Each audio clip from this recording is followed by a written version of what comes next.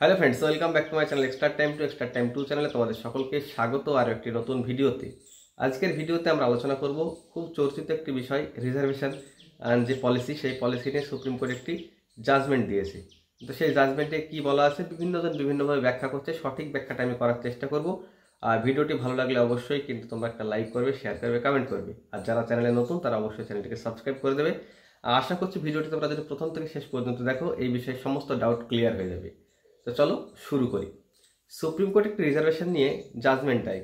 2018 সালে এসএসসি জিডিতে একটা নিয়োগ প্রক্রিয়া হয়। সেই নিয়োগ প্রক্রিয়ায় এই যে ওবিসি রোস্টার, সেই রোস্টারে একটা সমস্যা দেখা যায় এবং পরবর্তীতে একটা মামলা হয়। সেই মামলার জাজমেন্ট আসে, সেই জাজমেন্টের পরিপ্রেক্ষিতেই কিন্তু আমরা আজকে এই জায়গায় পৌঁছেছি। অর্থাৎ যে ধারণাগুলো আমরা করছি যে এখানে রিজার্ভেশনটা উঠে গেল, এই একটা হাওয়া চারদিকে উঠেছে যে রিজার্ভেশন উঠে গেল।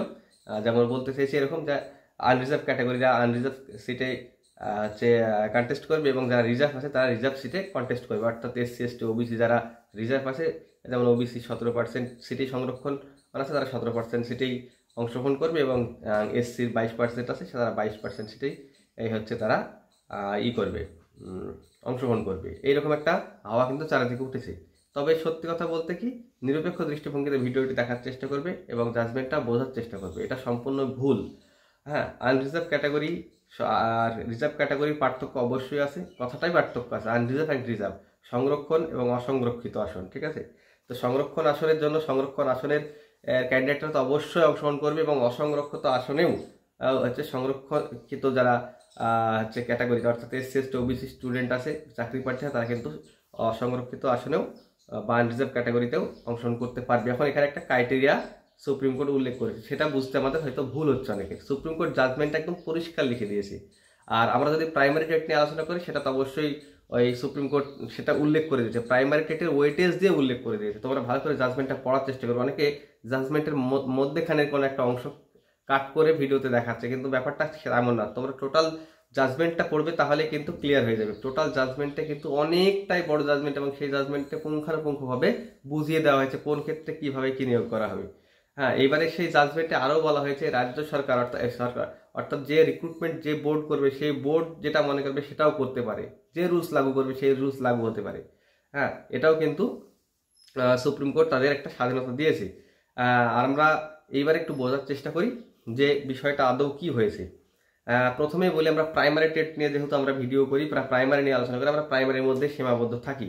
এখন প্রাইমারিতে কি হয়েছে যে একটা ক্যান্ডিডেট, প্রাইমারি বলে না, সব নিয়োগেই বলছি প্রথমে, তো একটা ক্যান্ডিডেট যে একবার রিজার্ভেশনের ছাড় নেবে, অর্থাৎ রিজার্ভেশনের ছাড় বলতে কি, সে যদি রিজার্ভেশনের ফিজ দেয়, অর্থাৎ দেখা যাচ্ছে এসসি এসটি ওবিসির জন্য একটা ফিজ কম থাকে, জেনারেলদের জন্য একটু ফিজ বেশি থাকে, ফিজ কম দেয়, বা সে যদি বয়সে কোনো ছাড় নেয়, অর্থাৎ আমরা সবাই জানি যে এজ রিল্যাক্সেশন থাকে এসসি এসটি ওবিসির জন্য, অত তারা যদি সেই রিল্যাক্সেশন নেয়, সেক্ষেত্রে কিন্তু তারা কি হচ্ছে, তারা যদি জেনারেল কাট অফকে ক্রস করে, তাও তারা জেনারেল সিটে অংশগ্রহণ করতে পারবে না।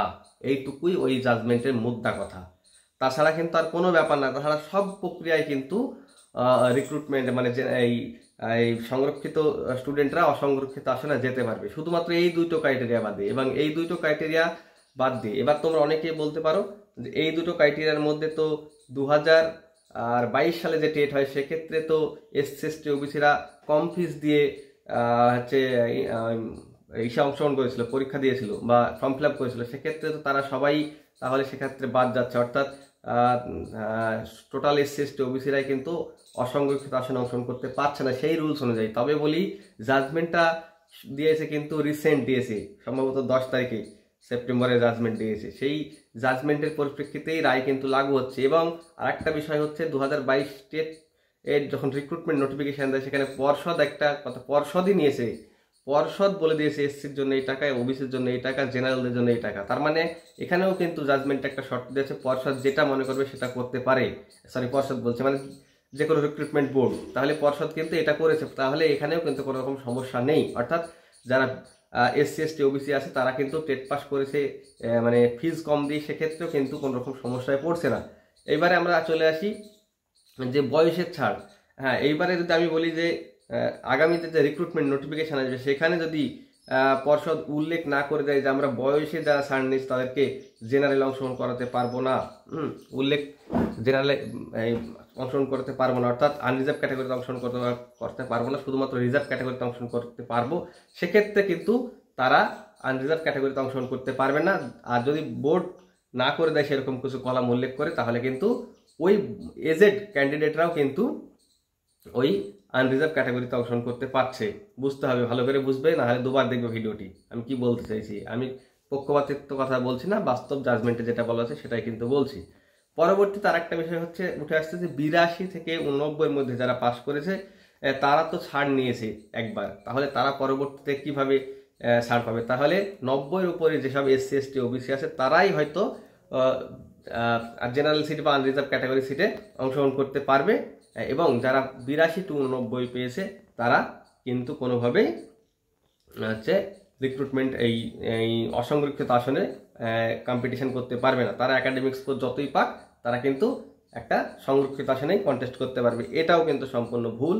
এটাও কিন্তু সুপ্রিম কোর্টের যে জাজমেন্ট দেয় সেই জাজমেন্টে স্পষ্টভাবে টেটের বিষয়টা উল্লেখ করে বুঝিয়ে দেওয়া হয়েছে যে টেটের যে 82 to 89 মার্কস, সেই মার্কসটাও কিন্তু মার্কস যারা পেয়েছে তারাও জেনারেল সিটে বা আনরিজার্ভ সিটে অংশগ্রহণ করতে পারবে। এখানেই কিন্তু তোমাদের বুঝতে ভুল হচ্ছিল, অনেকেই ভাবছিল যে 82 থেকে 89 যারা পাস করেছে তারা আর জেনারেলে যেতে পারবে না, তাদের একাডেমিক যতই হাই হোক, যারা ইন্টারভিউ যতই ভালো দিক যেতে পারবে না। এটা হচ্ছে ভুল কথা। তারা অবশ্যই 82 থেকে, অর্থাৎ টেট পাস যারাই করেছে তারাই কিন্তু শুধুমাত্র যারা ওভারেজের সুবিধা নেবে শুধুমাত্র তারাই কিন্তু এই হচ্ছে আওতায় পড়ছে, অর্থাৎ সুপ্রিম কোর্ট যে নতুন রুলস দিয়েছে সেই আওতায় পড়ছে, তাছাড়া পড়ছে না। এবার বুঝিয়ে দিই তোমাদের যে 82 to 89 কিভাবে তারা ছাড় নিয়েছে, তারপরেও কিভাবে তারা জেনারেল সিটকে কম্পিটিশন করছে। দেখো, সুপ্রিম কোর্ট যেটা বুঝিয়েছে, আমি বোঝাচ্ছি না, সুপ্রিম কোর্ট যেটা বুঝিয়েছে, সুপ্রিম কোর্ট বলতে চাইছে টেটের একটা ওয়েটেজ আছে। যেমন আমাদের রাজ্যে 150 পেলে 5 নম্বর ওয়েটেজ আছে, এবং এই 5 নম্বরটা যে 82 পাবে সে 5 নম্বরের মধ্যে কত পাবে? 2 পয়েন্ট সামথিং পাবে, 2.77 এরকম সামথিং পাচ্ছে যে 82 পেয়েছে। কিন্তু যে 90 পেয়েছে সে কত পাচ্ছে? 3 পাচ্ছে। যে 100 পেয়েছে সে কত পাচ্ছে? 3.5 পাচ্ছে। এরকম যাই হোক, 120 দিয়ে পেয়েছে 4 পাচ্ছে। তো তাহলে এইখানে কিন্তু কোনো রকম এক্সট্রা ছাড় নিচ্ছে না, অর্থাৎ 82 যে পেয়েছে সে কিন্তু কোনো ছাড় নিচ্ছে না। 82 পেয়েছে বলে সে ওয়েটেজ কম পাচ্ছে, 90 পেয়েছে বলে সে ওয়েটেজ বেশি পাচ্ছে। এটা পর্ষদের যুক্তি, এটা সুপ্রিম কোর্টের যুক্তি, আমার যুক্তি না। তোমরা জাজমেন্টটা কিন্তু দেখতে পারো। হ্যাঁ, কম পেয়েছে, তাহলে কি তারা কিন্তু কোনো রকম ছাড় নিচ্ছে না। ছাড় কোথায় নিচ্ছে? বয়সের রিল্যাক্সেশন নিচ্ছে। একটা 40 বছরের পরেও তারা ছাড় নিচ্ছে, মানে রিক্রুটমেন্ট অংশগ্রহণ করতে হচ্ছে, এইখানে তারা ছাড় নিচ্ছে। সবারই 100 টাকা ফিজ হলে SC ST OBC 25 টাকা ফিজ, এটা ছাড় নিচ্ছে। হ্যাঁ, কিন্তু কোথায় ছাড় নিচ্ছে না? এই যে 82-তে পাস করেছে এইখানে কিন্তু ছাড় নিচ্ছে না। 82-তে পাস করেছে বলে তাদের ওয়েটেজ কম পাচ্ছে, অর্থাৎ 2.77, এবং 90 যারা পাস করেছে তাদের ওয়েটেজ কিন্তু 3 পাচ্ছে। এত যে যত নাম্বার ক্যারি করবে সে তত ওয়েটেজ পাবে। এখানে কিন্তু কোনো রকম সুবিধা নিচ্ছে না। এটা হচ্ছে সুপ্রিম কোর্ট উল্লেখ করেছে। দেখবা সুপ্রিম কোর্ট কিন্তু এই টেট ওয়েজটাকে 20-র ভিত্তিতে উল্লেখ করেছে। তোমরা যদি চাও আমি অবশ্যই সেটা কিন্তু স্ক্রিনশট করে তোমাদের দিতে পারি। আমার হোয়াটসঅ্যাপ গ্রুপে আসলে আমি অবশ্যই সেই জাজমেন্টের কাট কপিটা আমি তোমাদের দিতে পারি। তো যাই হোক, এটা বিষয়। এবারে কি হচ্ছে, দেখা যাচ্ছে যে 82 পাওয়ার পরেও কোনো স্টুডেন্ট তার একাডেমিক স্কোর খুব ভালো, সে ইন্টারভিউ খুব ভালো দিল, যে টোটাল স্কোর যখন আমাদের প্যানেলে দেখা যাচ্ছে একটা জেনারেল ক্যান্ডিডেটকে ক্রস করছে, অর্থাৎ জেনারেল যে কাট অফ হবে সেই কাট অফ ক্রস করছে, তখন কিন্তু সেই ছেলেটা 82 পাওয়া সত্ত্বেও একটা আনরিজার্ভ সিটে কন্টেস্ট করবে এবং আনরিজার্ভ সিটে চাকরিটা পাবে। তার কারণ কি? সেখানে একটাই হিসাব করা হচ্ছে, তার মেরিট হিসাব করা হচ্ছে। এখানে কিন্তু সে কোনো ছাড় নিচ্ছে এটা বলা যাচ্ছে না। টেটের ক্ষেত্রে বলছি আমি, টেটে অনেকেই বলছে। আর একটা বিষয় হচ্ছে, টেট আর নিয়োগ প্রক্রিয়া, রিক্রুটমেন্ট প্রক্রিয়া দুটো সম্পূর্ণ আলাদা বিষয়। যদি টেটের ক্ষেত্রে যা হয়েছে সেটা টেটেই হয়েছে, সেটা অলরেডি কিন্তু হয়ে গিয়েছে। এবার রিক্রুটমেন্ট প্রক্রিয়ার নোটিফিকেশান আলাদা আসবে, সেই নোটিফিকেশানে কি উল্লেখ করা থাকছে সেটা তো অবশ্যই দেখার বিষয়। আশা করছি ভিডিওটা তোমরা সম্পূর্ণ দেখলে এবং সমস্ত কিছু ডাউট তোমাদের মধ্যে ক্লিয়ার, এবং যারা বুঝতে পারোনি তারা অবশ্যই আমাকে আবারও কমেন্টে জানাতে পারো, আমি আবারও চেষ্টা করবো তোমাদের বোঝানো। এবং যারা এখন আমার হোয়াটসঅ্যাপ গ্রুপে জয়েন হওনি তারা অবশ্যই জয়েন হয়ে যাও, কারণ ওইখানে আমাদের সঠিক তথ্যগুলো মানে ইনস্ট্যান্ট দেওয়া হয়, ভিডিও তো অনেকটা পরে আসে। তো চলো ভিডিওটি শেষ করে, থ্যাংক ইউ।